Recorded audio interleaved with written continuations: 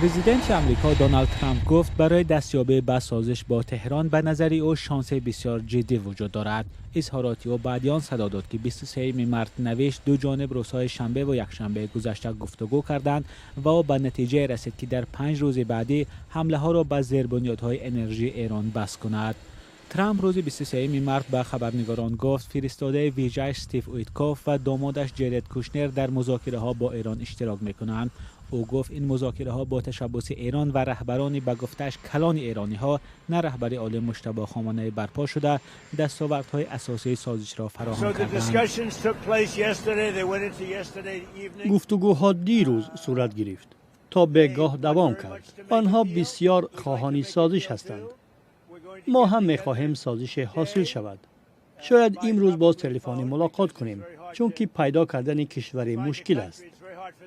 ظاهراً برای آنها از آنجا بیرون شدن بسیار سخت است. ولی ما با یک راه بزودی ملاقات خواهیم کرد. ما دوام 5 روز تنفس اعلان کردیم. می‌بینیم که چی نتیجه می‌دهد. اگر خوب بود ما در همین جا خاتمه می‌دهیم. وگرنه با تمام نیرو بمباران را دوام خواهیم داد.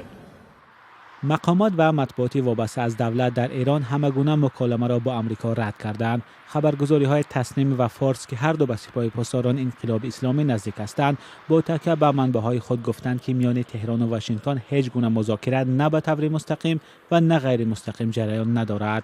اسرائیل هم هیچ اظهارات نداد ولی بعد سخنان ترامپ مرکز ایران را مورد هدف حمله‌های هوایی قرار داد. بسم الله الرحمن الرحیم.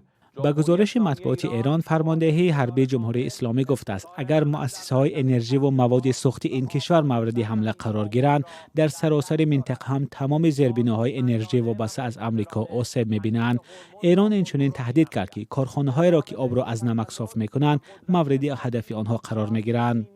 رسانه‌های خبری اکسیوس و ریترز به نقل از منبع‌هایی که نامش را افشا نکردند میگویند مصر، پاکستان و دولت‌های دیگر در مبادله پیام‌ها میان آمریکا و ایران اشتراک کردند. ریترز از قبل یک مقام پاکستانی و یک منبع دیگرش گفت احتمال هفته جاری در اسلام آباد یک مذاکره مستقیم با هدف ختم جنگ برپا می‌شود.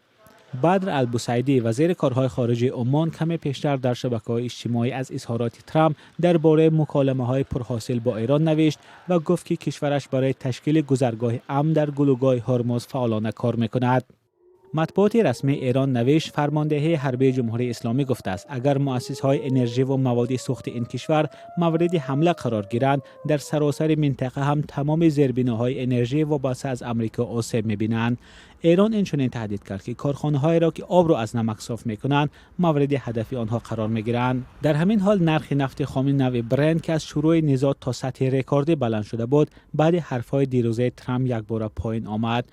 ترامپ روز 23 مارس به مطبوعات اینچنین گفت قرار هفته گذشته درباره کم کردن تحریم‌های نفت ایران به آن خاطر گرفته شد که او می‌خواهد نفت حد اکثر زیاد داشته باشد، ولی این قرار را برخی تنقید کرده گفتند که آن می‌تواند برای درآمد بیشتر ایران در ضربه زدن به سراسر خاورمیانه مساعدت کند.